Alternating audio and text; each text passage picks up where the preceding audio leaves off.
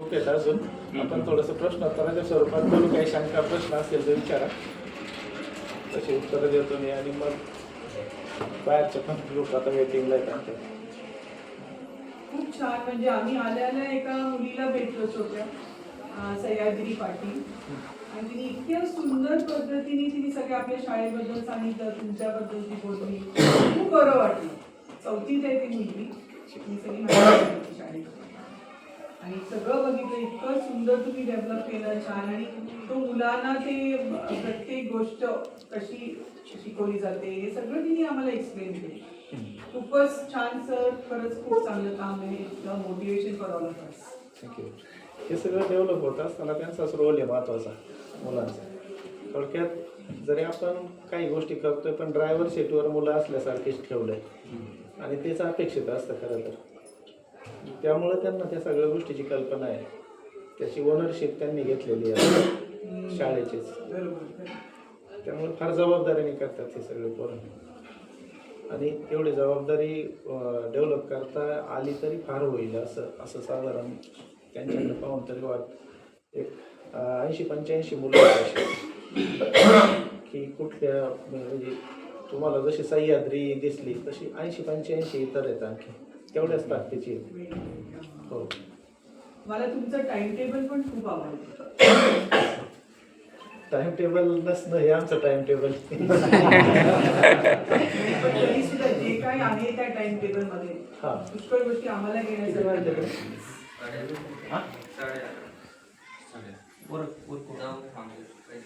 कोण?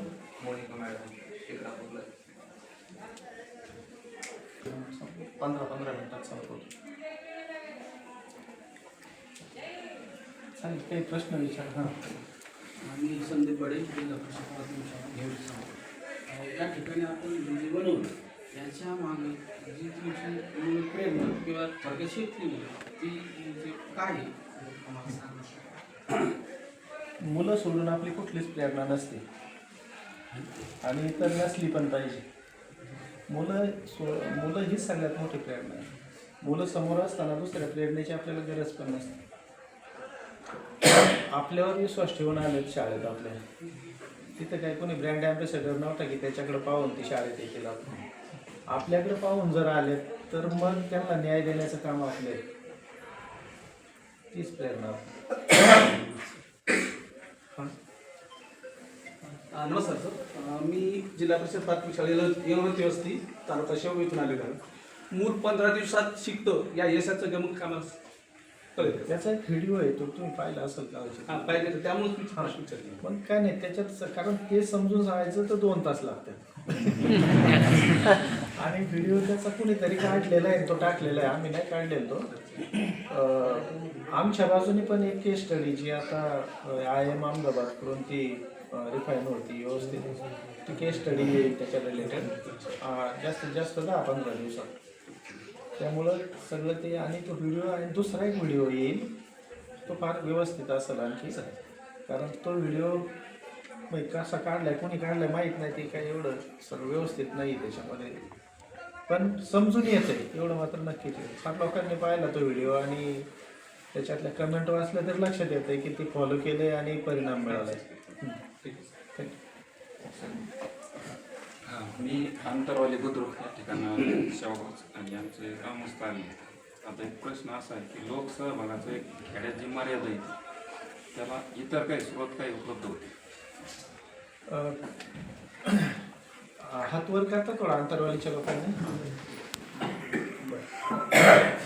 तुम्ही शिक्षक आता सप्टेंबर जवळ अजून बनिनी. बरं. अच्छा, गावाची लोकसंख्या किती आहे आपल्या? 1000 आहे. घर साधारण 300 जास्त. 300. आणि मुलं किती आहेत शाळेत? बाहेर कोणी जात नाही ना? नाही, बाहेर जास्त. नाही, बाहेरचं म्हणजे समजा वरच्या वर्गाचे आहे का? नाही, ते नाही. आपले बी इंग्लिश मिडियमला जाते गावात. किती पोरं जात असतील? तरी 30 जास्त. 25. नाही, 20 घे सर. LKG, UKG हां. ला जातात. सायलेंट. हां. अंगणवाडी नाही का आपल्याकडे? अंगणवाडीचं काही पण आहे. तुम्ही बरं. त्याची किती मुलं जात असतील बाहेर अंगणवाडीची? LKG UKG? दोन अंगणवाडी आहेत ना, माझ्याकडे जाते गावामध्ये पण जातो. सरासरी सगळं 10. इंग्लिश मिडियमला फी किती आहे बरं तिथं? 8,000. किती? 8,000. नुसतं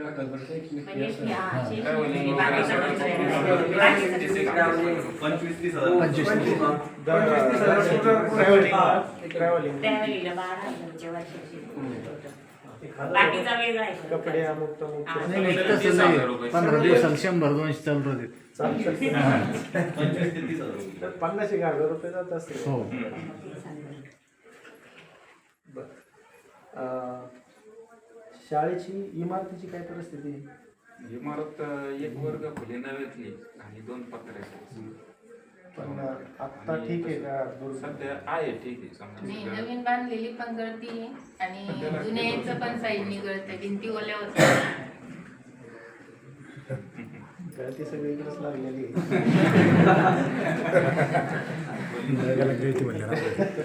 तो मार्ग आपल्या पातळीवर आपण काढायचा.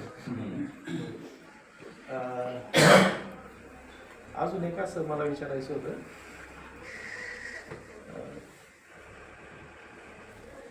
जागा किती आहे आपली? जागा आहे भरपूर. गावठाणे किती पण वाढत नाही. 7 च्या आत. अतिक्रमण. हा ना, आता गावठाण्याची जागा अतिक्रमण. जागा मोकळी भरपूर आहे साहेब. पाणी पाणी पाणी पाण्याचा आहे स्रोत आहे. आता 300 घर आहेत. आता साधारण किती घरातली माणसं आली असतील? 50-60? 25-20. पण आपल्या आता समजा हे आले तर हे 4 घर प्रमुख असतीलच ना. 70-80 घरातली लोक आहेत. एक जणाच्या मागे सगळं गाव चाललंय असं म्हणू. यात्रा कधी? फेब्रुवारीमध्ये. हा? फेब्रुवारी. चांगली परत असेल ना? चांगली परत असेल. कोणत्या देवाची असते? मंदिर कसं आहे? मंदिर आता नवीन बनवलं. नवीन बांधलंय मोठं. किती खर्च झाला? 11.5 लाखापर्यंत खर्च किती झाला असेल? 11 लाख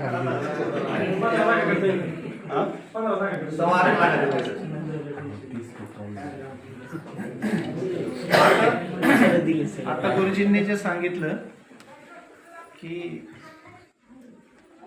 आम्हाला शाळा उभी करायला काही मदत मिळेल का बाहेर? इमारत तर बांधायची नाही.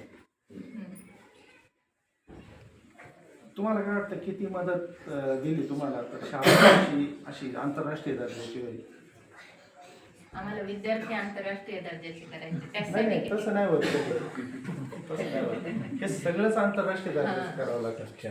आंतरराष्ट्रीय दर्जाचा माणूस आहे आणि फाटके कपडे घालून चाललाय, त्याला कोणी मानणार नाही आंतरराष्ट्रीय दर्जाचं. आणि आजची ते परिस्थिती सोनू अशी आहे, निगमचे कधी पाऊस जास्त सोनू निगमचं मध्ये उदाहरण सांगतो तुम्हाला.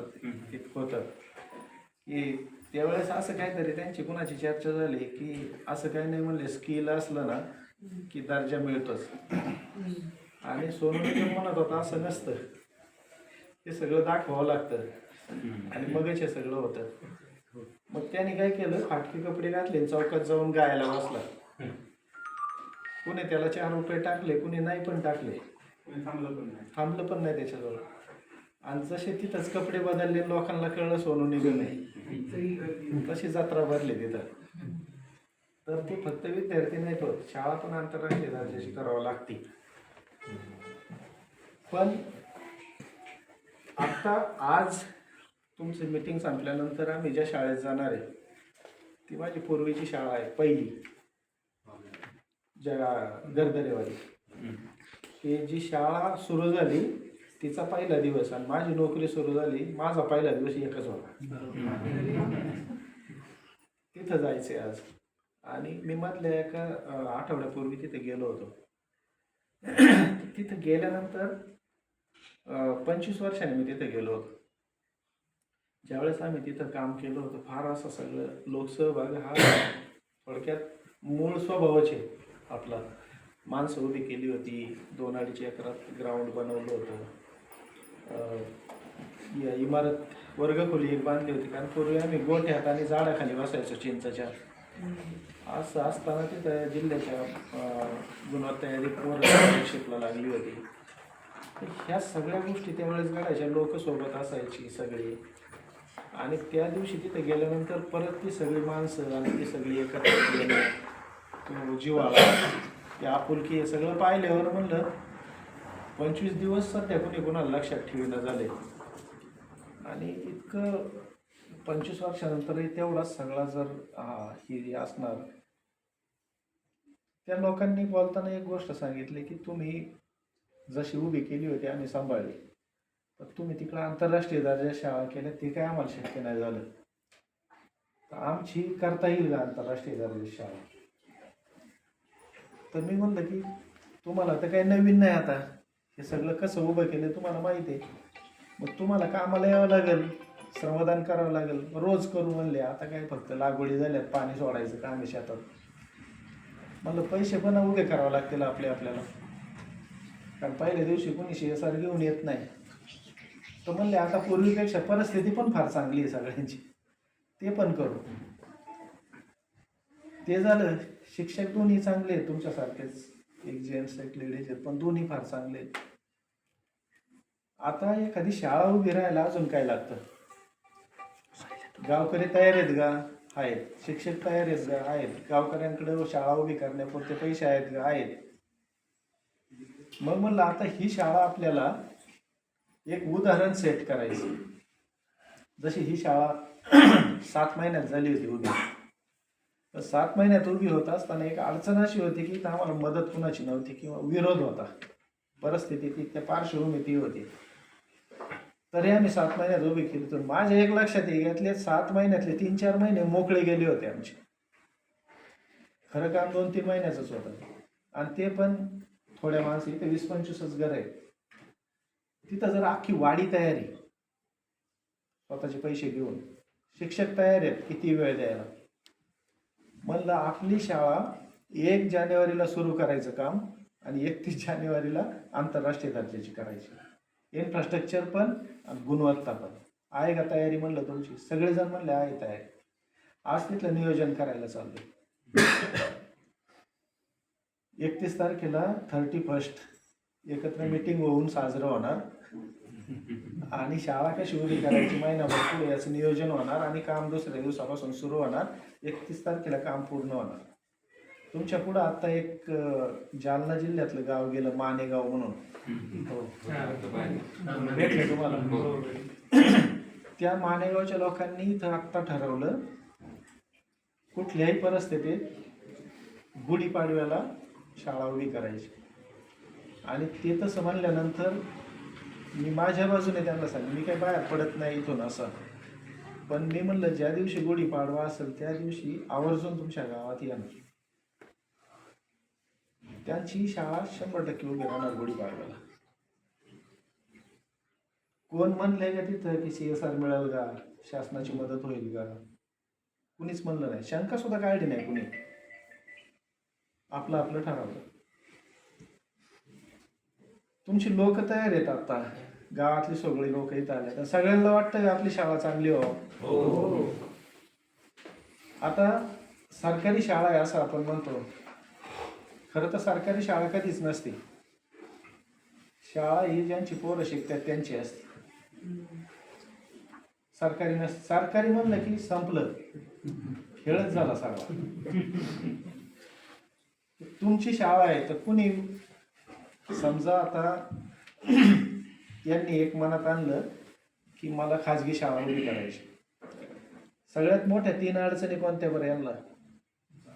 जागा, पैसा कशाला, इमारत. जागा, इमारत, अजून परवानग्या किरकोळ आहेत. मुलं नाही, शिक्षकांचा पगार. त्या 3 सोडून अजून अवघड गोष्टी आहेत का कोणत्या? आता तुम्हाला जी शाळा मिळाली सरकारची, जागा आहे का नाही? इमारत आहे का नाही? शिक्षकांचा पगार येतोय का नाही? संपली 3 कामं. आता काय राहिलं खाली? खाली किरकोळ काम राहिलं. त्याच्यासाठी पुन्हा सरकारचीच वाट बघायची का? CSRचीच वाट बघायची का? आणि ठीक आहे, गुरुजींनी इथं येऊन विनंती केली किंवा इच्छा व्यक्त केली की कुणीतरी आम्हाला मदत करेल का हो? तुम्हाला वाईट वाटेल थोडं, पण याचा दुसरा अर्थ लक्षात घ्या. याचा अर्थ आमचं गाव सक्षम नाही, दुसरं कोणी मदत करेल गाव.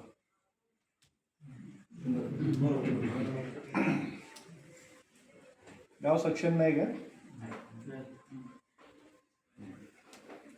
मंदिराला एवढा खर्च करतंय, कार्यक्रम मोठे कार्यक्रम, मोठे मोठे कार्यक्रम करतंय, गावातल्या लोकांकडे पैसे आहेत. जर कुठे कमतरता तर ते आपलं अज्ञान समजायला पाहिजे. फार पैसे लागत नाही. 300 घरांनी ठरवलं ना, आणि 300 घरांनी जर मनावर घेतलं तर तुमच्या वाडीचं, तुमच्या गावाचं आणि शाळेचं चित्र बदलून जाईल. त्याच्यासाठी फार वेळ पण लागणार नाही.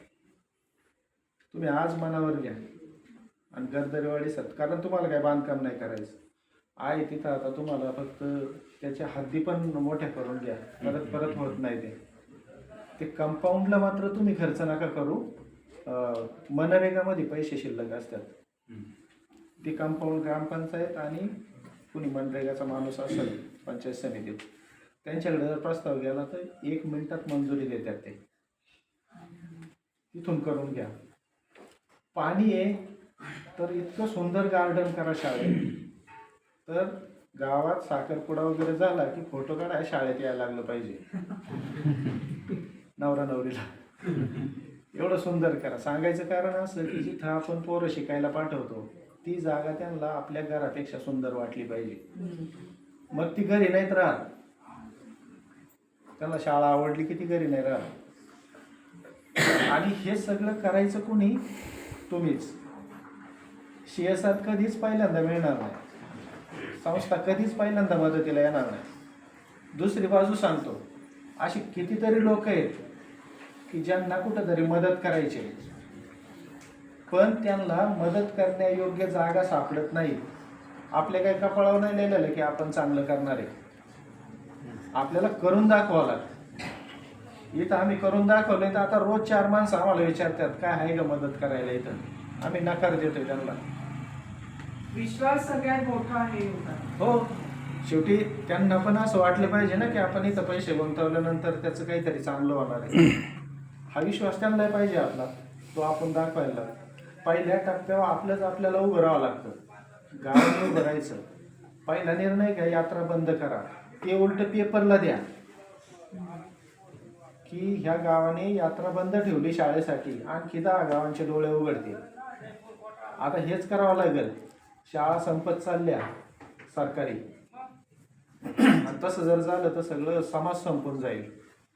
तर तुमची आमची जबाबदारी, आणि तुमची आमची जबाबदारी असं समजूनच आपण आता याच्यावर काम करायचं.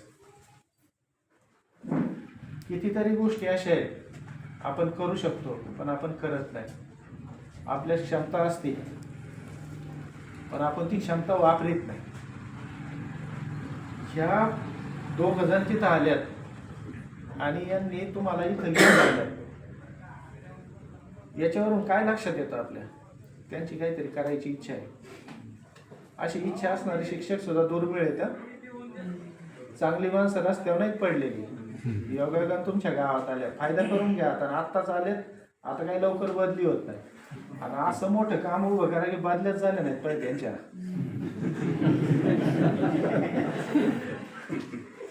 शाळा उभी राहिली तर काय होतं? तुम्ही वागळेवाडीला आता जाताना जाणार आहेत ना, तिथं प्रत्येक वाडीत जा आणि विचारा त्या घरातलं पोर कुठं शिकतंय, त्या घरातलं कुठं शिकतंय. तुम्हाला ऐकायला येईल कोण IITत शिकतंय, कोणी NIT शिकते, कोण COEP शिकते, कोणी BHMS करते, कोणी MBBS करते.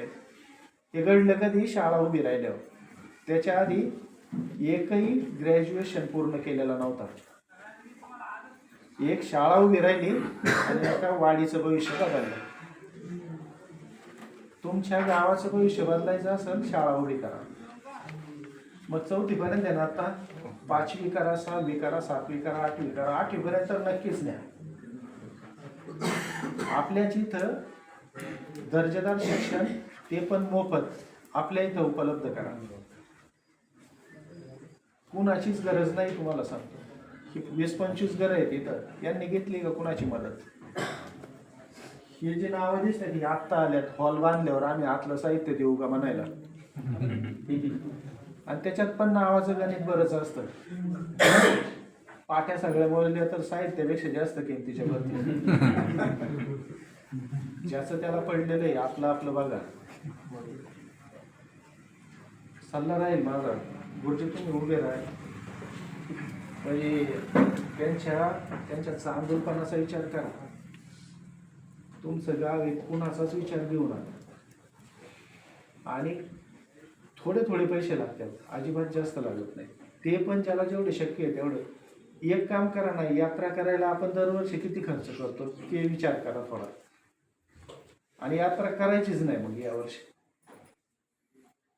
एकच वर्ष काय मंदिरात जेवढा पूजा अर्चा आहे तेवढी सगळी करायची, पण बाकी काहीच करायचं नाही. आपल्या वरची जेवण घालतो ना आपण पाहुण्यांना, एक वर्ष पाहुण्यांना सांगायचं बंद, त्या वर्षी काहीच नाही.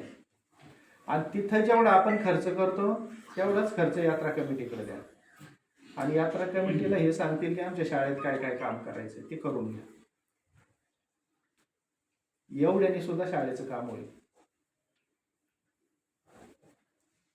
गुरुजी तुम्ही यादी तयार करा, रिक्वायरमेंट काढा तुमची, आणि कसं काय काय आपल्याला करायचंय, काय काय आवश्यक आहे. मी यांच्या संपर्कात राहील. ते पहिल्या टप्प्यामध्ये आम्हाला किती खर्च येईल म्हणजे असं सरासरी सुरुवातीचा सुरुवातीचा टप्पा? इथं एवढं सगळं तुम्ही पाहिलं ना, 20 लाख रुपये खर्च झाला.